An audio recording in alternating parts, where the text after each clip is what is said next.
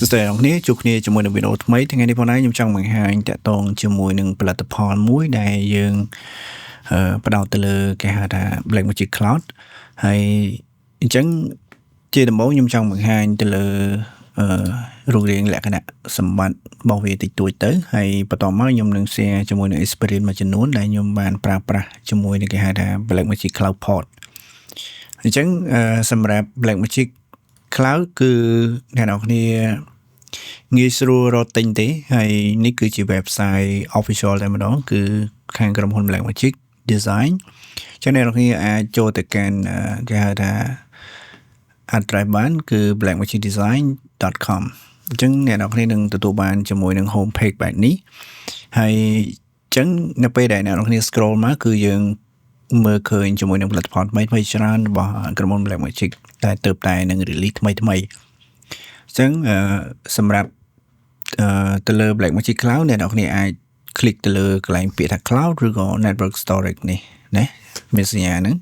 អញ្ចឹងនៅពេលដែលយើងចុច click មកវាមាន option ច្រើនមែនទែនឬក៏រូបភាព product ច្រើនអញ្ចឹងថ្ងៃនេះខ្ញុំសូមលើកឡើងជាមួយនឹងការថា Blackmagic Cloud Port ហើយនេះគឺវាជាលក្ខណៈ Cloud Port មួយគឺឲ្យយើងធ្វើការ connect ជាមួយនឹងគេហៅថា storage លក្ខណៈ external device storage ណាដូចជា T5 ឬក៏ T7 ជាប្រភេទ SSD ចឹងទៅអញ្ចឹងគឺតម្លៃវាមានតម្លៃ$435ហើយជាមួយនឹង Blackmagic Cloud គឺមានការ update ច្រើនមែនតើនៅពេលដែលតែថ្មីនេះជាមួយនឹង NAB Show 2025នៅសហរដ្ឋអាមេរិកហើយយើងមានតកតងជាមួយនឹង workflow មួយចំនួនគឺ up to date ច្រើនមែនតើអញ្ចឹងដូចអ្នកនរឃើញនេះវាមានអីគេខ្លះមាន live sync project វាមាន share media global manage live team មាន meet and collaborate sync and remote camera ជាដើមអូខេអញ្ចឹងនេះច្រើនមែនតើអញ្ចឹងអ្នកនរចង់ដឹង more information អាចចូលទៅ click មើលនៅក្នុងនេះបានអញ្ចឹងឥឡូវខ្ញុំសូមលើកឡើងជាមួយនឹង Blackmagic Cloud Port នេះតិចអញ្ចឹងដូចអ្នកនរឃើញរូបភាពនេះគឺយើង working ជាលក្ខណៈគេហៅថា collaboration ណាមានន័យថានៅក្នុង team department នឹងមួយមានក្រុមការងារច្រើនអ្នកអញ្ចឹងទៅហើយជាទូទៅបែបយើងធ្វើការពីមុនគឺមានន័យថាយើងត្រូវការ copy file មួយយើងត្រូវការ download USB flash drive ទូចរបស់យើងហ្នឹង16G ឬក៏ 32G 64អីជាដើមអញ្ចឹងទៅកាលណាយើងចង់ move file អីចឹងហ្នឹងហើយអញ្ចឹងអានេះគឺជាបែបគេហៅថា traditional way ហើយគឺហានិភ័យមួយទៀតគឺវាតកតងជាមួយនឹងការ viral attack អញ្ចឹងនៅពេលដែលយើងងាកមកប្រើជាមួយនឹង Blackmagic Cloud នេះគឺវាមានភាពងាយស្រួលមែនទែនអានេះវាស្តៀងខ្ញុំអាចនិយាយបានថាវាជា NAS មួយចុះប៉ុន្តែដោយសារនេះលក្ខណៈ protocol របស់វាមានន័យថា attack គេហៅថា network attack storage ដូចគ្នាណាប៉ុន្តែគាត់ថាពីមុនគឺវាអត់មានអីស្មុគស្មាញច្រើនទេនៅពេលដែលយើងធ្វើការ connect មកយើងអាចធ្វើការ share file បាននៅក្នុង local network របស់យើងលឿនតែម្ដងអញ្ចឹងអានេះគឺ sample គឺយើងអាចប្រើជាមួយនឹង SanDisk នេះក៏បានឬក៏ Samsung T5 ឬក៏ T7 នេះជាដើមយើងធ្វើការ connect នៅផ្ទៃខាងក្រោយនេះមកវាមាន USB Type C 2 port bandwidth របស់វាដូចជាត្រឹមតែ 5G ទេ port ទេណាហ្នឹងហើយជាមួយនឹង Blackmagic Cloud Port ហ្នឹងប៉ុន្តែចំណុចសំខាន់មួយពិសេសគឺទៅលើ Ethernet port គឺយើងអាចទទួលបាន speed រហូតដល់10 Gigabit អូខេអញ្ចឹងនៅក្នុងនេះគឺនៅក្នុង network នេះគឺ10 Gigabit អញ្ចឹងនៅពេលអ្នកនរគ្នាបោះចូល switch ទៅអញ្ចឹងបើសិនករណីអ្នកនរគ្នាចង់ប្រើ access ជាលក្ខណៈ local network ទាំងអស់ user នៅក្នុង local នេះយើងអាច access បានអញ្ចឹងយើងប្រើជា switch 10 Gigabit ទៅអញ្ចឹងអ្វីដែលយើងបានហ្នឹងគឺ bandwidth 10G ហ្នឹងទៅហើយអូខេអញ្ចឹងអ្នកនរគ្នាអាចធ្វើការ log in នៅក្នុង department តែមួយយើងអាចទាញយក file នៅក្នុង hard drive នេះបាននេះគឺជាចំណុចពិសេសមួយទៅលើ Blackmagic Cloud Port វាងាយស្រួលទូច convenient មែនតើណាងាយស្រួលប្រើហើយអានេះវាមាន model ថ្មីជាច្រើនទៀតហើយនៅក្នុងនេះវាមានជាប្រភេទ Blackmagic Cloud Dock 2 Dock 4អញ្ចឹងទេអាហ្នឹងគឺមានន័យថាវាផ្ដោតទៅលើប្រភេទ SSD ណា2.5 inch ហ្នឹងអញ្ចឹងវាអាចប្រើបានមាន2 port មានរហូតដល់4 port អញ្ចឹងទៅនេះគឺវា update ទីក្រោយអញ្ចឹង មួយទៀតនៅក្នុងរូបភាពនេះគឺបង្ហាញថានៅពេលដែលយើងធ្វើការ on set ឬក៏យើងថតភ្លាមៗអញ្ចឹងណាហ្នឹងហើយអញ្ចឹងអានេះយើងអាចធ្វើការ save file ជាមួយ network ភ្លាមកាត់នៅក្នុង DaVinci Resolve ហើយយើងអាចនេះឃើញទេនៅលើតុហ្នឹងគឺគេមាន standby មួយជាមួយនឹង Blackmagic Cloud Port ដែរអញ្ចឹងហ្នឹងហើយហ្នឹងគឺវាមានភាពងាយស្រួលអញ្ចឹងណាអ្នកនរគ្នា on set ឬក៏យើងនៅក្នុងលក្ខណៈថា local network ជាលក្ខណៈ editing អញ្ចឹងទៅហ្នឹងហើយប៉ុន្តែដោយអ្វីដែលខ្ញុំអាច recommend បានគឺមានន័យថាក្នុងល្បឿនប៉ុណ្ណេះគឺបើសិនជាយើង access at the same time ច្រើនអ្នកចូលក្នុងពេលតែមួយគឺខ្ញុំមិន recommend ទេជាមួយនឹង model នេះអញ្ចឹង model នេះគឺមានន័យថាវាលក្ខណៈថា home portable សម្រាប់ខ្ញុំប្រើជាលក្ខណៈផ្ទាល់ខ្លួនឬក៏មួយម៉ាស៊ីនឬក៏ពីរម៉ាស៊ីនអីចឹងទៅហ្នឹងហើយអញ្ចឹងហ្នឹងគឺយើង working at the same time បើសិនជាកាលណាយើង10 gigabit speed អត់អីទេប៉ុន្តែសម្រាប់ម៉ាស៊ីនមួយចំនួនគឺវាអត់មាន built in 10 gigabit Ethernet port ទេ so ដូច្នេះខ្ញុំអាចនិយាយបានថាបើសិនជាអ្នកនរគ្នាប្រើលក្ខណៈធម្មតាម៉ាស៊ីនធម្មតាទូទៅវាត្រឹម1 gigabit ទេអញ្ចឹងអ្វីដែលខ្ញុំ test speed ជាក់ស្ដែងទៅគឺវាបានត្រឹមតែ100 មេប៉ុន្តែបើសិនជាកាលណាយើងតេស្ត 10G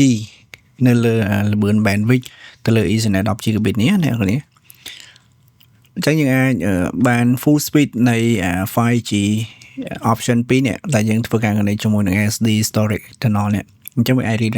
read write បានរហូតដល់ 300-400 មេអញ្ចឹងទៅ per second ទៅតាម base ទៅតាម storage ទៅតាម device ដែលអ្នកនរគ្នា download ចូលនេះអូខេហើយជាមួយនឹង HDMI port នេះមានន័យថាវាងាយស្រួលក្នុងការយើងអាចមើល monitoring ទៅលើ process ថា computer ណាខ្លះ connect នៅក្នុង local network drive ហ្នឹងអញ្ចឹងណាហ្នឹងហើយអានេះគឺជំនាន់មុនយើងក៏ដោតទៅវាស្គាល់ចេញអញ្ចឹងប៉ុន្តែឥឡូវសម្រាប់ការ update ជំនាន់ក្រោយគឺយើងអាចធ្វើការ manage ជាមួយនឹង user interface មួយណាឬក៏លក្ខណៈថាយើងអាចបង្កើត user មួយឲ្យវាមានទូនាទីធ្វើគេខ្លះអញ្ចឹងហ្នឹងហើយអញ្ចឹងឥឡូវខ្ញុំសូមសង្ខេបប៉ុណ្ណេះទៅលើ Blackmagic Cloud ទៅលើ home page របស់ Blackmagic Design អញ្ចឹងអានេះគឺដោយអ្នកនរឃើញនេះគឺ process របស់វានៅពេលដែលយើងធ្វើការ download មកវានឹងប្រាប់ថា storage device របស់អ្នកនរគ្នាមានទំហំប៉ុន្មានហើយយើងបូកពីហ្នឹងទៅវា total ប្រហែល terabyte ហើយនៅខាងក្រោមនេះវាមានឃើញទេមានទៅតាម user activity វាមានម៉ាស៊ីនទីម៉ានប្រើអីអញ្ចឹងណាហ្នឹងហើយ connect តាម interface បែបណាអីចឹងហ្នឹងហើយហើយនេះគឺល្បឿនក្នុងការ read write ហ្នឹងអូខេអញ្ចឹងឥឡូវខ្ញុំសូម skip ប៉ុណ្ណេះសិនហើយអញ្ចឹងយើង back មកទៅលើ software utility របស់ Blackmagic Cloud Port វិញអូខេឥឡូវមួយទៀតអញ្ចឹងយើងចូលមកកន្លែង support ដើម្បីយើងធ្វើការអាច download ឬក៏ create ជាមួយនឹង software utility បានយើងត្រូវមាន software driver របស់វាអញ្ចឹងអ្នកនរអាចធ្វើការ download បានដែលយើងចុចទៅលើកន្លែងពាក្យ support ហើយយើងចុចកន្លែង network storage មកអូខេដល់ពេលដែលយើងចុចមកយើងនឹងឃើញពាក្យថា Blackmagic Cloud Store 1.6 អានេះគឺ update ចុងក្រោយអញ្ចឹងយើងចុចកន្លែង read more មកអូខេអញ្ចឹងវាមានប្រាប់ឲ្យថា requirement system ដែលអាចប្រើបានទៅក្នុងកម្រិតបណ្ណាខ្លះអញ្ចឹងអូខេអញ្ចឹងនៅក្នុងនេះវាមានប្រើជាមួយនឹង Mac ជាមួយនឹង Windows អញ្ចឹងបើអ្នកប្រើ Mac យើង click download កន្លែង Mac នេះមកហើយបើប្រើ Windows យើងចុច Windows មកអូខេតោះឥឡូវយើងត្រឡប់ទៅកាន់ software utility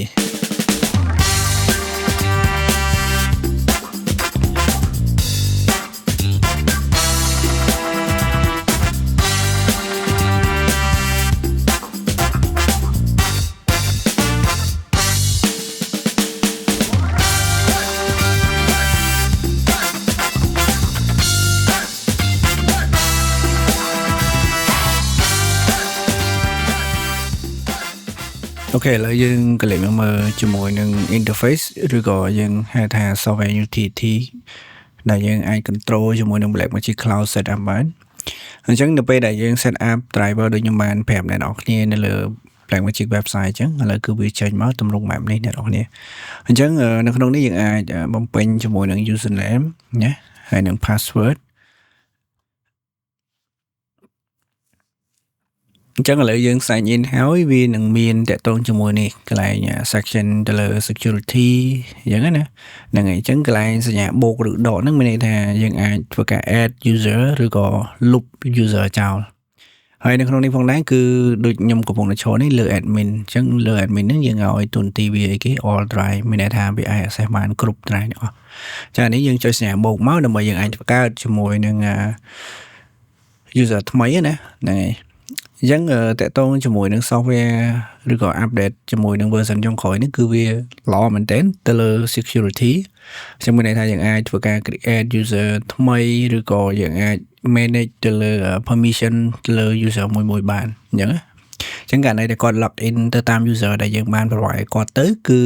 អ្វីដែលគាត់អាច access បានគឺវា limitation ទៅតាមអ្វីដែលយើងកំណត់អញ្ចឹងណាចឹងចង់ឲ្យតែ read only ក៏បានឬក៏ write only ឬក៏ read and write អញ្ចឹងណាហ្នឹងហើយអូខេអញ្ចឹងឥឡូវខ្ញុំកំពុងតែធ្វើការ test នេះគឺខ្ញុំបង្កើត user មួយខ្ញុំដាក់ឈ្មោះខ្ញុំទាំងទៅហើយនៅក្នុង folder លេខ2008អញ្ចឹងណា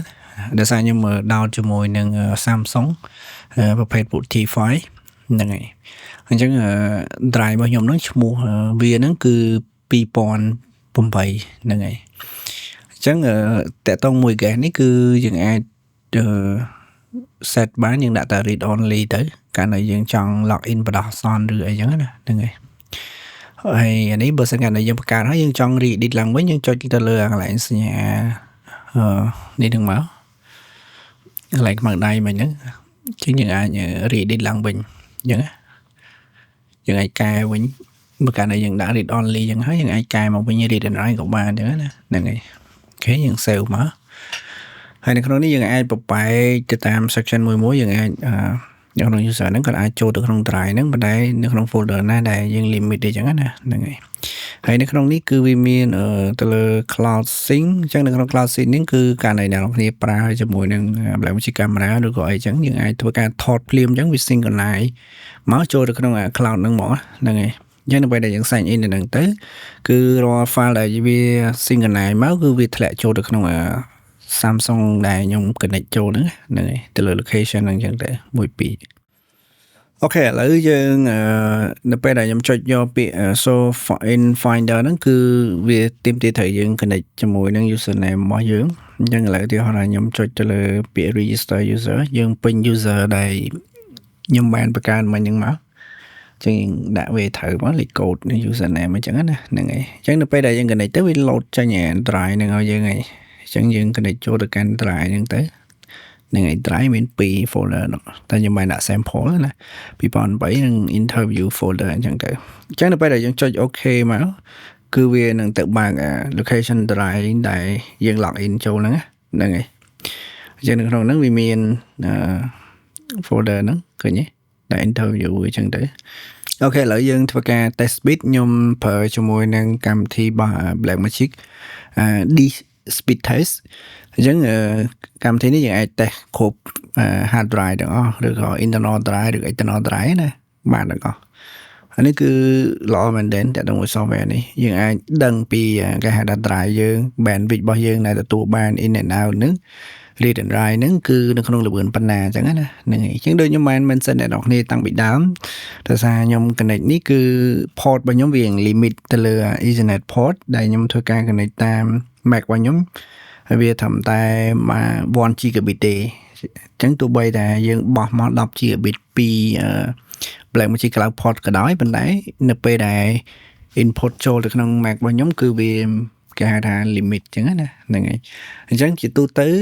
រាល់ port internet 1 gigabit វាអាច read write ក្នុង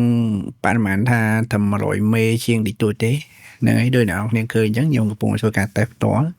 ហើយនៅផ្នែកខាងឆ្វេងដៃនេះគឺជា interface មួយរបស់ Blackmagic Cloud ហ្នឹងដែលបង្ហាញឲ្យយើងឃើញថា